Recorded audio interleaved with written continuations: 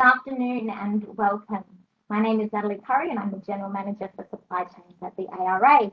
And I would like to begin by acknowledging the traditional owners of the lands on which we meet. For me, based in Canberra, it's the Ngunnawal people, and I pay my respects to the elders past, present and emerging. So welcome to today's ARA webinar titled The Rail Industry Worker Program, Protecting Worker Safety and Driving Efficiencies. The ARA webinars are brought to us by Frauscher, who sponsor the ARA webinar series. And by running this session, we would like to showcase our Rail Industry Worker Program, which is often referred to as RIW. So today, MTA, as the RIW Program Service Provider, will take us through the key features of the system. And our fabulous industry panelists will share how they are using the RIW system to manage their workforce, drive efficiencies, and protect health and safety of their workers. So today's webinar features 4 presenters. Luke Sell will be up first, and he is the Key Assurance Services Account Manager at Metro Trains Australia. Luke currently manages key account relationships with clients of the RIW program, including network operators, Tier 1 contractors in the role. With 7 years' experience in various roles and organisations within the rail industry, Luke brings a passion for client success into his role, where he aims to drive growth, adoption and maturity of the RIW program across new and existing clients. Kay Yates represents John Holland Rail as the National Competency and Training Manager, and with 10 years of experience with a Tier 1 construction company, Kay leads her training team to manage the Rail Industry Worker Program national across New South Wales, WA and Victoria. Her industry experience provides a knowledge base and the insight into project requirements and applications of the RIW system on the ground. Kay's role as a manager is to ensure that John Holland stays leaders within the rail industry and utilising RIW to its highest capacity. One of her main objectives is to always keep employees and contractors confident and safe in the workplace, and Kay's an active member of the National Rail Industry Worker Governance Committee. We also have with us Matt Carney. He is the Rail Safety Manager at Systems Connect, and Matt's worked on several rail projects with CPB contractors and has been in the rail industry for 22 years.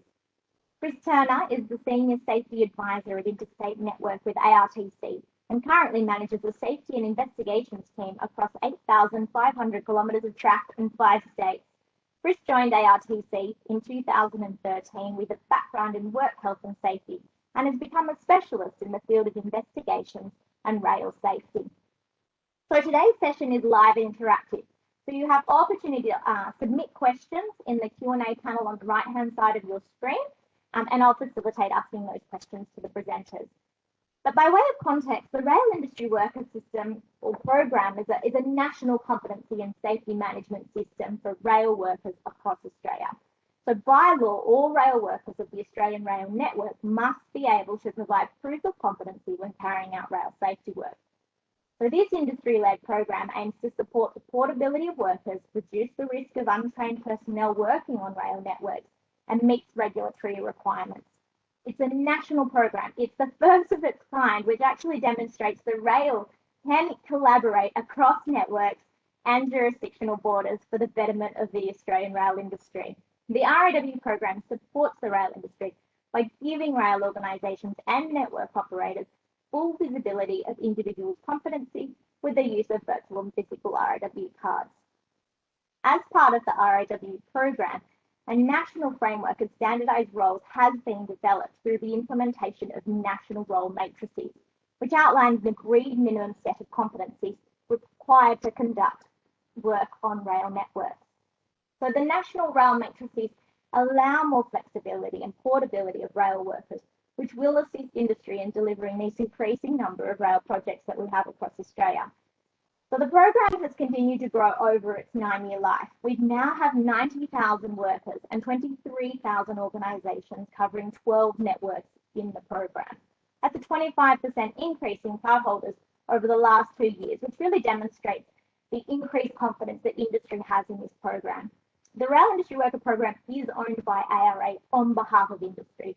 So ARA's role is really not just to manage that contract with the service provider, but facilitate that national collaboration, reduce the duplication, really to create that national consistent approach to maximise efficiencies through a standardised process.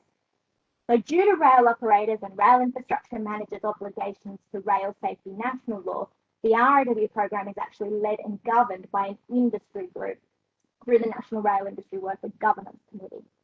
So the program is operated by Metro Trains Australia since 2019. They're the service provider. And while you may be familiar with the program, we have had a number of significant changes over the last 2 years. And this webinar really is a great opportunity to showcase some of this new functionality and see how the program can support your organisation to better meet its rail safety obligations and drive the efficiencies to protect the health and safety of your workers. Before I hand over to Luke, who's going to take us through this key functionality, let's watch a short video which has been produced, which I think provides a really good overview of the program. Thanks.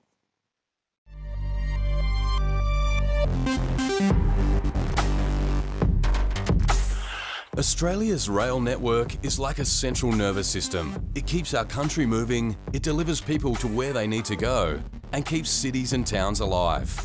As service providers in the rail industry, you're at the heart of the rail community.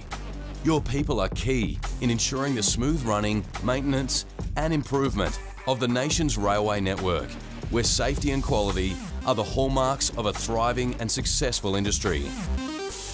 The National Rail Industry Worker Program is owned by the ARA and provides a single online worker competency management capability. It is designed to establish a simple national approach to skills administration and tracks competencies and activities. It allows access and portability for rail industry workers across each of the state networks. The program provides real-time worker information and supports workforce recruitment practices. The latest technology is used to provide worker mobility through instant access to competencies, combined with a central source of cardholder information and a simple pricing structure. It is available on many devices, including smartphones, and supports business reporting. It is easy, fast, and reliable. Keeping the rail industry a safe place to work is our #1 priority. So we offer extra support with our 24/7, 365-day-a-year dedicated service team, over the phone, through email, or via the RIW app. Workers and employers can access a self-service portal and FAQs on the website. You will also begin to notice training certificates uploaded directly by approved training providers and medicals uploaded by authorised health professionals. Get ready to log on to our new website and start using the renewed RIW system. The National Rail Industry Worker Card is your ticket to safety at work. Now that's playing your cards right.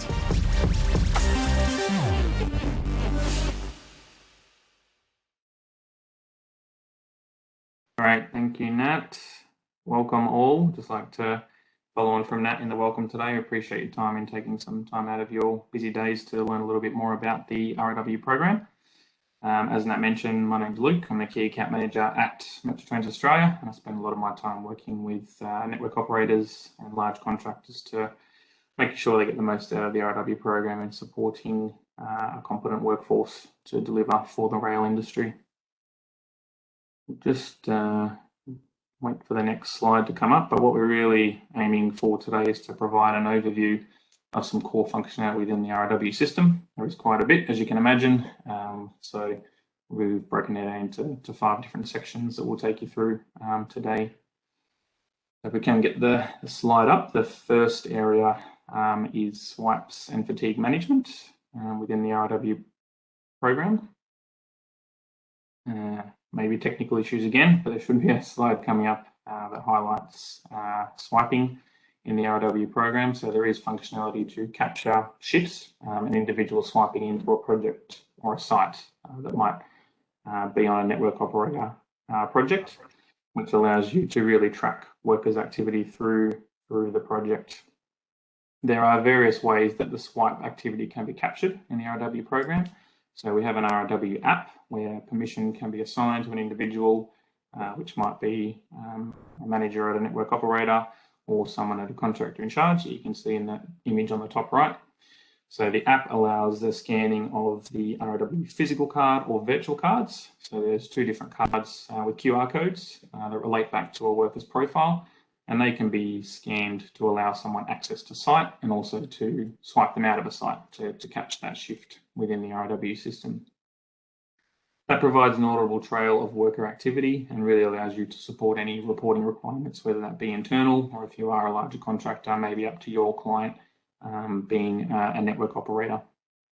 It captures the timestamp of the shift, as we've covered, who the person was, whether they were gained access, denied access, what that denial reason may be. So there's lots of data that you can get out of the system when it comes to swipes. Fatigue management's also become quite a hot topic in the rail industry, as I'm sure most are aware, and there is functionality within the RIW system that supports organisations' fatigue management processes. Customizable fields to be able to configure fatigue rules are supported through the program, and they range from maximum shift length, so you can set within the system how long someone's able to work on site for a particular shift, and also the break between the shifts. So if they're swiping out of a shift, they have to have a certain amount of hours rest before they swipe on for the next activity. These rules are configured in through that swiping, so if someone does get swiped on and they are in breach of those rules or haven't met those rules, they'll be denied access, so supporting overall fatigue management processes for organisations. The next key area we have is around our reporting, and that's following on from swipes in particular. It's quite a common use case in needing to get data out of the system. So we have quite a comprehensive range of reporting tools that are available in the RIW system. We have standard system reports that are easily available and accessible through the system. So they're established reports that most of our clients use and access on a regular basis. So no need to generate and build them yourself. You can simply click through, download, export, and interpret that data as required. Custom reports are also available, so we group our data into data sets based off relationships of the data being similar together, and you're able to go through and it's literally tick the box to put the relevant data you need in a report and create that custom report for your use case.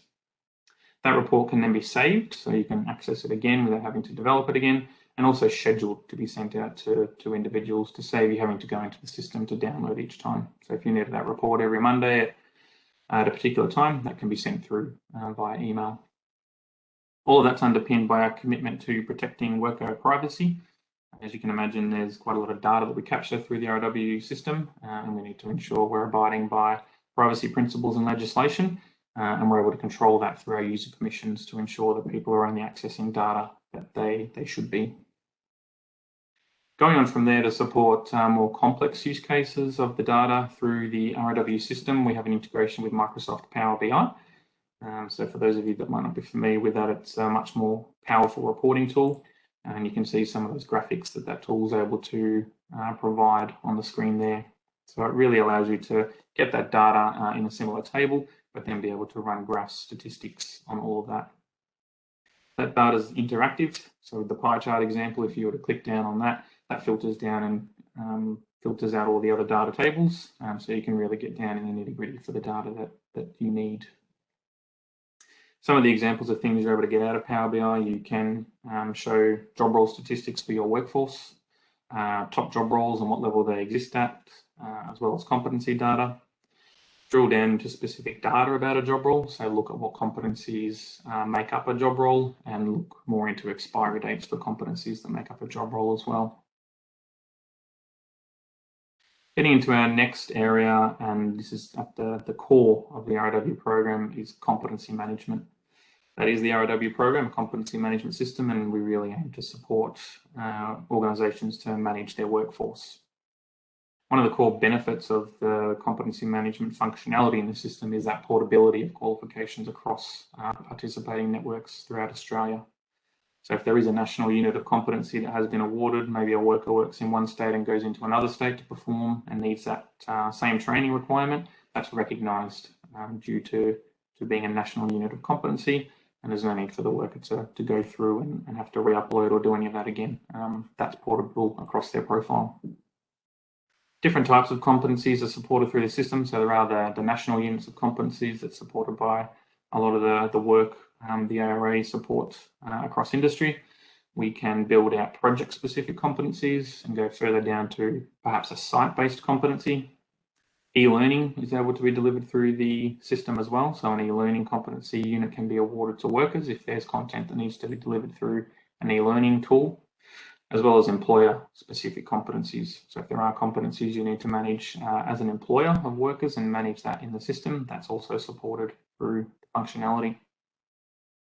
All of that data is provided in an easy-to-use interface that you can see on the screen there as well, in very easy-to-read tables, giving you all the specific data you need around what the competency is, when it's due to expire, and you can easily get a glance of the status of that unit of competency as well. Competencies can be grouped together to make up what we call a job role, and they're underpinned by specific business rules. So when units of competency are submitted, the RIW service desk team verify according to those business rules that have been established, really putting in rigor behind the verification of competence process. That's all able to be reported, as we've already covered off. So lots you can do with the fields around a competency, around expiries in particular is another use case we see quite commonly in being able to pull that data out of our reporting. Site access control is another core area as part of the RIW program, and we touched on that with the swiping, but swiping activity and the fatigue management rules are also supported by our hardware solution as part of the RIW program. We have standalone kiosks as well as tablets that perform functionality which allow people to swipe in, sign into site, and be able to have a sticker printout that verifies that they've met site requirements. So it's a visual representation that someone meets requirements to enter a project site. The devices are able to deliver content as well. So we have site safety briefings where you might need to get a message out to cardholders or visitors quite quickly. A good example that we've seen across industries around ever-changing COVID compliance requirements. You're able to put a particular piece of communication into the devices to be presented to individuals as they're signing in. So you can quite rapidly sort of turn around different pieces of communication you need to get out that's then presented to individuals as they're signing in. We can also deliver induction content through the kiosks and the tablets. So when a worker goes to sign in, if there's a requirement they need to complete that they might not have done before coming to site, that can be delivered through the hardware. Physical access restriction around turnstiles and gates is also supported. So the turnstiles are able to be integrated to the sign-in solutions with the kiosk and the tablet. So someone needs to physically sign in, have their site prerequisites checked against the RIW system. And if they're able to be granted access to site, they have to then go through the turnstile. So if they haven't met any of those requirements or in breach of any of those rules, like the fatigue working rules that we touched on, they won't be allowed access through that turnstile or gate. We also support integration with breathalyzer units. So if there is a need to test workers based on status of alcohol consumption, that can be done through breathalyzer integration through the devices. On the chance there is a positive result or someone is in breach of any of the rules that have been configured, like the fatigue working rules, site contacts can be configured within the system so that they're able to be notified and alerted to any of these rule breaches.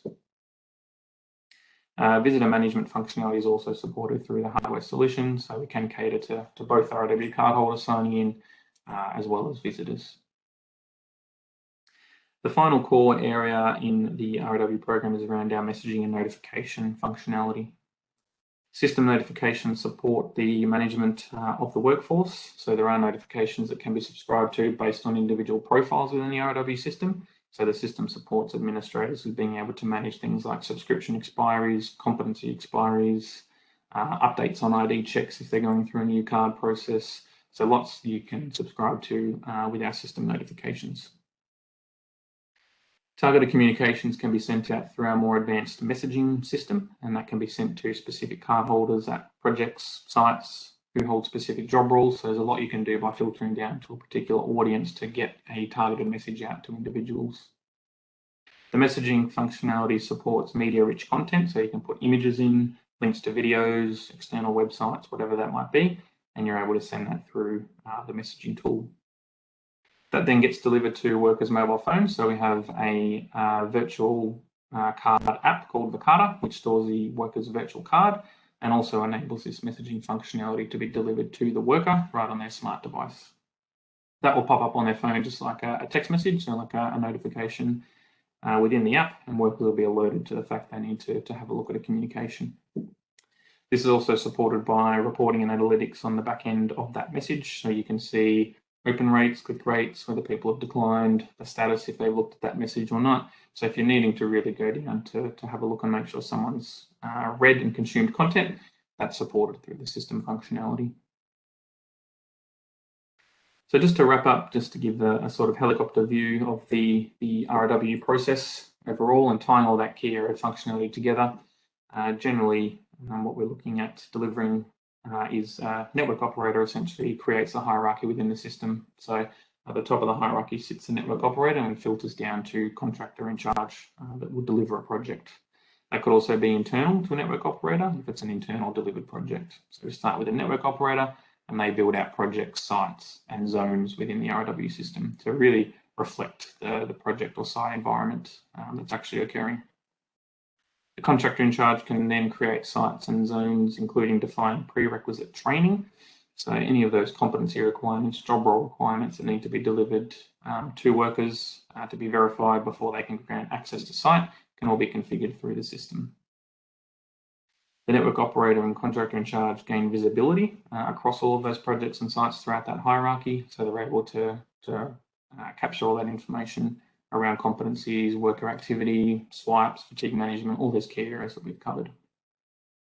All that information is captured and provides authority to work in an audible and traceable format and really backed by all of those reporting tools and functionality that we've covered off on.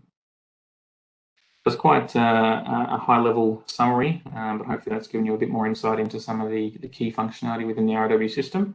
Lots more to explore, so we're happy to talk to anyone post this call. Thanks, Luke. That is a really helpful summary. It shows the breadth of the program. It's certainly evolving well past just competency management. So thanks for that summary. I'm now going to invite Kay Yates to the screen. So Kay's joined us from John Holland, and Kay, you've been using the RIW system for quite some time now at John Holland. Recently faced a significant challenge in Victoria following on from the COVID-19 construction site shutdown. Can you tell me a bit about that? Yeah, sure. Thanks, Nat. Thanks for everyone that's dialed in today and given up your time. Okay, the RIW system is used in many ways within John Holland to drive safety, competence, compliance, and efficiency. I'm going to walk you through one scenario that we implemented fairly recently. The global COVID-19 pandemic has changed the world as we know it, or should I say as we liked it. On the 20th of September 2020, due to concerns relating to the multiple COVID-19 outbreaks to our industry, the Victorian government placed construction for metropolitan Melbourne and other local government areas into a mandatory 2-week lockdown. Prior to reopening on the 5th of October, all construction projects were required to undertake reasonable steps to ensure workers do not enter the workplace and undertake work if they have not been able to provide evidence relating to their COVID-19 vaccination status. Construction project staff and workforce who had not received any vaccination doses or made a booking by the 2nd of October or have not provided evidence of their vaccination status for verification were not permitted on our sites or our offices. We try to work smarter at John Holland. Rather than having multiple manual spreadsheets throughout all our different projects, we liaise with MTA to utilise the RIW system to capture the COVID declaration forms. So together with key people within John Holland, MTA and the ARA, we came together with a process that would be adequate without breaching cardholders and employees' confidentiality and satisfy the reopening of our construction sites. I must admit the project was implemented and shared throughout John Holland in absolute record time, and I thank the teams that spent days upon days updating the system to capture our employees and subcontractors' vaccination information. The first stage of the process was to ensure our Victorian workforce had a means and a way to enable each individual to complete the rail industry worker COVID-19 vaccination or exempt declaration form, capturing their vaccination status. To maintain the privacy of information, project representatives then contacted individuals and requested to cite the vaccination record. Once the vaccination verification was completed, the verifier signed the verification section of the consent form. Only the verified declaration or consent form was added to the individual's RIW profile. Furthermore, we were able to mandate these requirements for our projects and our site access. We adjusted the access requirements to include the following employer competencies. So there was 3 John Holland competencies that we created. It was the COVID-19 first vaccination, COVID-19 second vaccination, and COVID-19 medical exempt. In mandated these additional requirements, it's allowed our projects to streamline their vaccination checking and auditing processes via the RIW spot checker function, as well as the kiosk swipe in, thus achieving even greater compliance. By the 5th of October, we had a system in place to check for COVID vaccination statuses and a process in place to capture any individuals for whom we did not have a vaccination status. All site personnel were required to swipe in using their RIW cards, and anyone who didn't have a COVID declaration on their profile was denied entry to our construction sites. Individuals had the opportunity there and then to complete a declaration on the spot, provided that they had the evidence to show the vaccination status. So by the 13th of November, further changes were made to the RIW system for our site requirements, as the vaccination 1 competency was no longer acceptable or adequate. An individual was required to have a declaration to support evidence or an exemption of their second vaccination to meet the RIW requirements. So just to give you a bit of a rundown, to date there's 3,898 declarations processed by the John Holland teams using our employer competencies. Out of that, 12 were medical exempted, 1,434 was for first vaccination, and 2,452 were for the second vaccination. So over the coming days, there'll be more second vaccination declarations processed. By proactive thinking and using an existing system to meet legislation requirements, we were able to ensure we met the rapid changing government directives and are in place to make further changes should a third vaccination or a booster become mandatory. Having such a tried and robust process in place, it wasn't long before a vast number of tier 1s was adopting the very same process.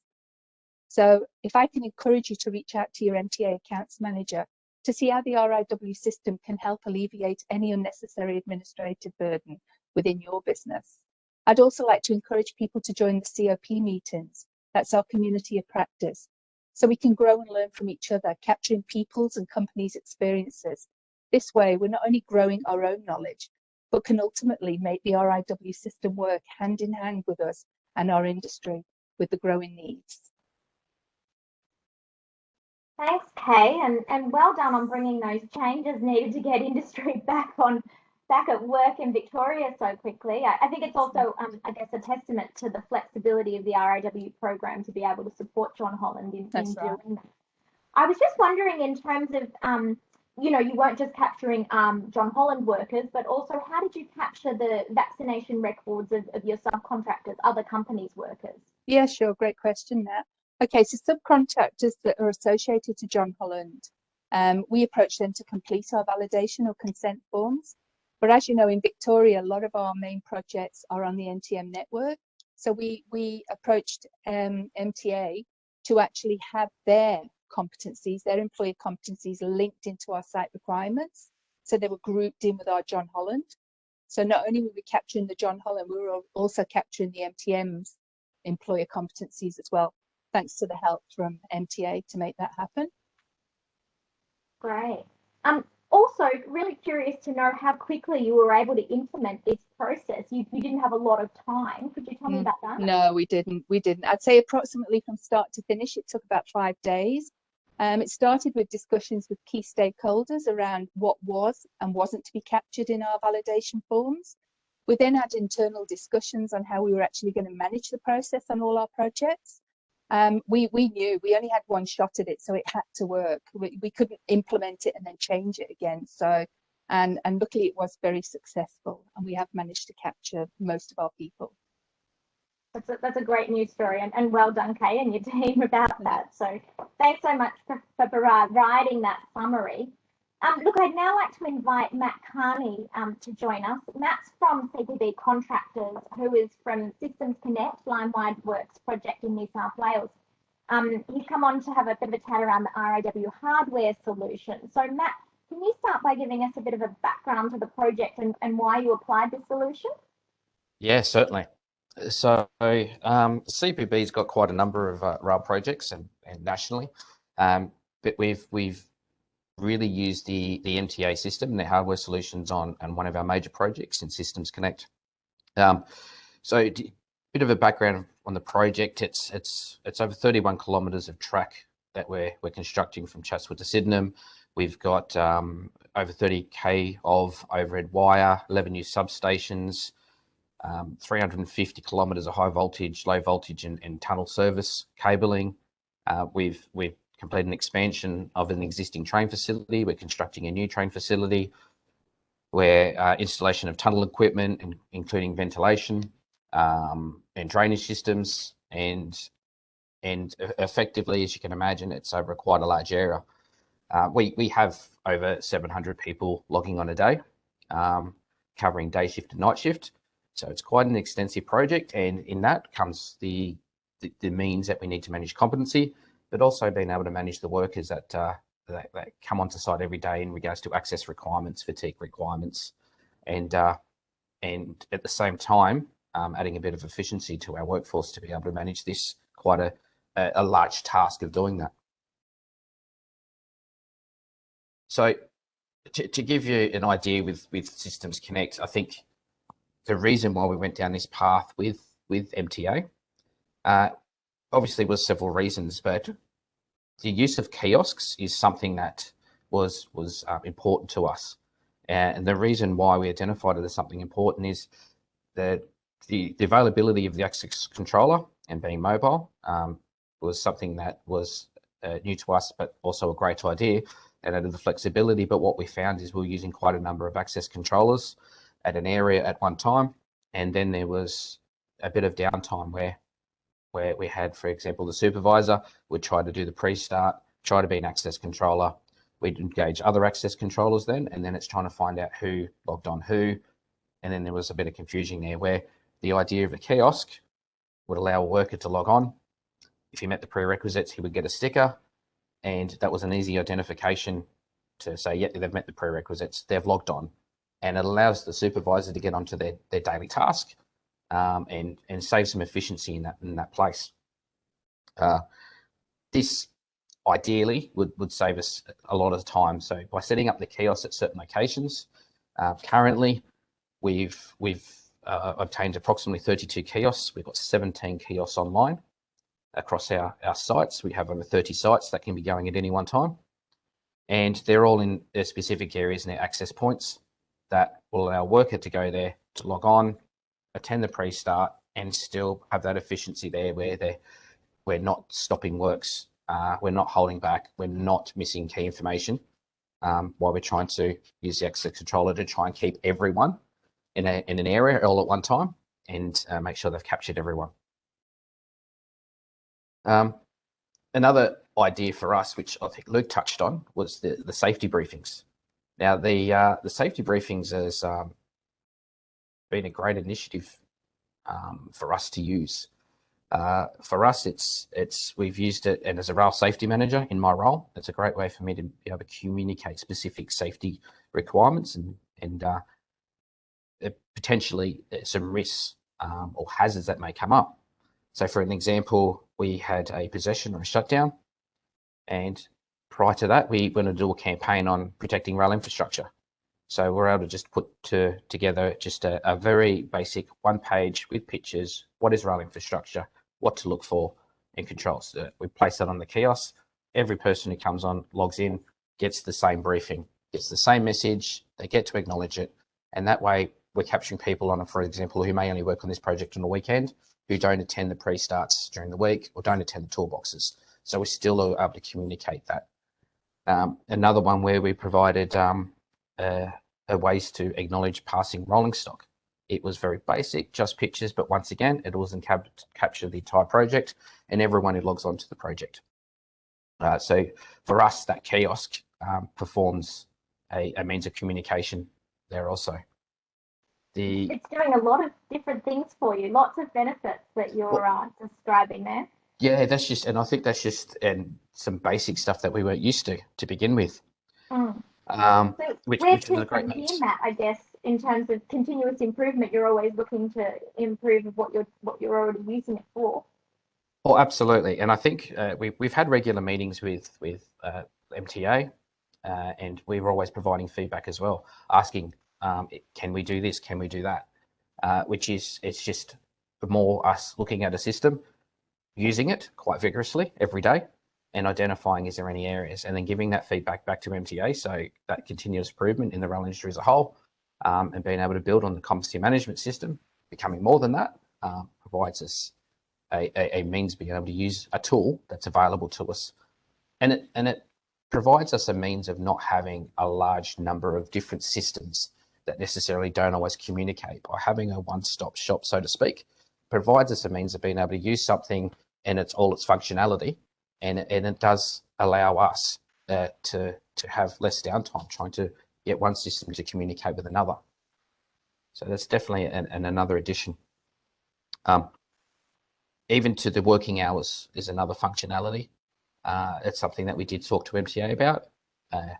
The use of the working hour rule to be able to set the hours worked, set the downtime between hours, but also something that we asked MTA is about a report, a notification to go. So once we set the working hour rules with our project, we do have pretty much day shift and night shift.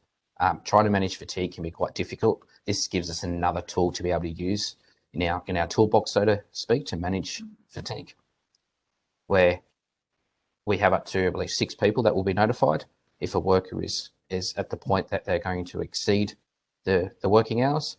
That puts the accountability not just on the worker to manage the fatigue, but also gives advice to the supervisor and other personnel that need to know this, and make sure that person is actually off-site or not breaching their fatigue. Likewise, when they come in the next morning, if they haven't had the required break, it will give the access denied if they haven't met that, and direct them basically to seek out an access controller to undertake an assessment, which from a fatigue management perspective allows us to demonstrate that we actually are following the requirements. And once again, by MTA doing that with the kiosk, it gives us that additional tool to help manage fatigue.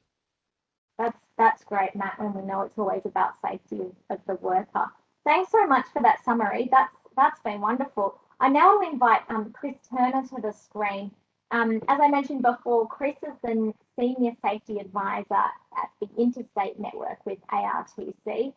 Chris, I think I said something like over 8,000 kilometres of track in 5 states. It doesn't sound like you'd ever be at home, and I think right now you're in your car, which is testament that you're on the road a lot. So welcome. Look, I think we just lost your camera, so if you can get yourself back on again, that would be great. Because Chris, I'm really keen for you to give us a bit of an understanding of how ARTC is using the RIW program on your projects and what benefits you have seen from using the RIW. Sure, you're right. I am in my car, and I'll just double check that you can hear me okay. I can hear you okay. We just can't see you. See if I can get that sorted out as we go. Okay, just great. give me one moment. Sorry about that. That's all right. It never always delivers for us technology when we need it, no matter how much practice we do prior.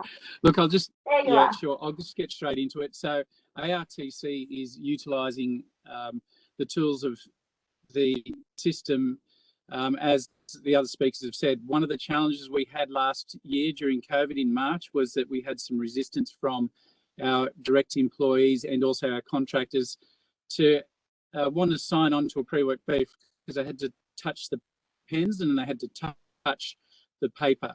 So what we did was we got legal recognition from the regulator and worked with MTA to upload the pre-work brief into the MTA. So when people swipe on, instead of signing the pre-work brief, they were actually signing on to and accepting the terms and conditions of the work site. So there's a really big move forward for us. It's not going completely across the country, but we trialled it in northern New South Wales, and people are freely using that scenario just there. But look, all in all, that's what we've been doing, and that's where we're headed across the interstate network. That's wonderful, Chris. Is there anything else in terms of the rollout in ARTC in terms of using this functionality? Yeah, another big challenge, apart from people not wanting to sign on and sign off, is the ability to have ourselves in an environment where people need to learn how to use it. So MTA were really good in setting up a video, and it's a tuitional video which goes for 3 minutes, and then you should be able to work your way through setting it up. If you can't, you can watch the video again. So that's the beauty of that. ARTC, it will be in the future rolling this across the interstate network, the Hunter Valley network and Inland Rail. But at the moment we are going through some other changes, and we will be presenting this forward over the next 12 to 18 months. That's great. And it was wonderful to hear in terms of the support from ONSA around this approach that you received. In terms of take up or rollout, what was the sort of timeframes for ARTC in undertaking this? Yeah, sure. While we're there, the parent company of MTA, which is Reference Point in the UK, we're working collaboratively together to come up with a solution on how we're going to upload a legal document that people can swipe onto. And so this went on for a few weeks of a Friday night in Australian time and Friday morning in the UK, and coming up with a solution. MTA, I've got to be honest, were amazing at bringing this together. It happened over a few weeks, and then the actual learning and rollout happened over literally 10 minutes one morning, and then the creation of a video. So we've got that now, can be rolled out, and I'd be confident that any protection officer that watches the video is capable of rolling out the upload and signing people into the worksite. That's great. You're a real pilot to the rest of us to follow suit. So that's wonderful, Chris. I might invite all of our panelists back on screen now. Just a reminder, if participants do have questions, pop them in the Q&A box on the right-hand side of your screen, and I'll shoot them to the presenters so we can answer any queries that you may have. Perhaps I throw to you first, Luke. You've just heard a bit of a overview from each of our panelists around how they've, sort of implemented some of your functionality. Is there anything you sort of want to add to what they've discussed? Yeah, definitely. And I think that each has highlighted different areas of the functionality of the RIW program quite well, and we sort of pride ourselves on working quite closely with representatives, whether it be ARTC as a network operator or our larger principal contractors. We're very collaborative. Some of the forums that Kay alluded to, like our community of practice and other forums that we have, we're regularly requesting industry to join just to make sure we're providing a solution that really provides for industry. So I'd encourage anyone that's wanting to get involved, because we're very keen to work with you to really provide a solution that delivers for you as a rail industry. Yeah, that's really important. We did have one question come through in terms of recognising that not everyone is on the RIW program. Even though we have 90,000 workers and 23,000 organisations, all their heavy rail passenger operators are participants of the RIW program, but not all freight operators or light rail operators. And we are certainly advocating for, engaging those organisations in this national system. But it's not a mandated system. The organisations that participate see the benefits of this program as opposed to it being legislated. And we think that's really important and valuable, actually. Kay, I just thought I'd ask you in terms of next steps or any sort of thoughts in terms of how RIW has really supported your role, but also John Holland's in terms of managing its workers. Kay, I'll just get you to unmute. Thanks, Nat. Technical problem. It's all about compliance and competency, obviously. We liaise quite frequently with Luke to see areas that we can improve on. I said again, the COP meetings, we find there's a lot of projects out there and a lot of tier ones that utilise the system in maybe a different way than we do, that we can look at their ideas and implement them internally. Our projects, obviously with the kiosks and the swipe-ins and the breathalyzers, they've got a different stent on using the system as what we do at rail training. But if we look at where the program has come from to where it is today, I mean, we've ticked a lot of boxes, and collaboratively, as you said, we all work together to be able to look at a solution instead of it becoming too big that we can't manage it. So yeah, I'm looking forward to what's going to come next with the RIW system. Indeed, and you've really highlighted it, Kay. We all use it in ways. Organisations use it in different ways, and I think this has been really valuable in lessons learned in terms of the functionality of how other organisations use it to help people can adopt it in their own workplace. Matt, I'm really keen to hear from you more broadly in terms of the benefits of the RIW program for CPB and your other projects. Yeah, certainly. So as you can imagine, CPB being a tier 1 contractor, we have many employees and contractors we engage, but it's also being able to manage those competencies across a broad national role. And like we touched on earlier, where they have competencies, national competencies, and you can have a worker that necessarily gets it in one state, but then able to use that one in another state. So, and it does save the old process when you go back years ago, where a worker would have to carry a wallet quite thick full of 100 cards just to demonstrate he's got a competency and he has to do it in every single one. The functionality here now, having a system that we can use across multiple sites nationally, will give us that ability to be able to cross-check competencies and be able to have it there as an easy, just click on the button and log in and check it all. Yeah, 100%, Matt. Chris, are you still there? Did you want to add anything further? Look, I'm just happy to answer any questions if become available. But before that, just one point is that a really powerful tool for us has been the ability to see people's hours, contractors in particular I'm talking about, when they're working with different rail organisations and coming into our environment and vice versa. So that's really important for looking after people's safety, and that's the business that we're in. 100%. We have had a question in, Luke. This is probably best directed to you. It's about verification. So how does the system verify that the person named on the card is actually the person swiping in? Yeah, so we go through 100-point ID verification check for individuals when they are requesting their card and first getting that card. So they go through that ID check and have a photo on the card as well. So that's a requirement to have a card. So there is a need, I guess, if in the case of an access controller verifying, they can verify against that photo. But at the start of getting that card, we make sure that that person is the right person by going through that ID check. Yeah, indeed. Look, we've got all the questions. We've answered all the questions that have come through. So really, just want to thank you all for your time. I think it's really demonstrated, I guess, how different companies use the system, and it's really just shown how the program can support rail organisations in their obligations in terms of protecting the workers and for the National Rail Safety Law. So really thank you, Luke, Kay, Matt, Chris, for your time today.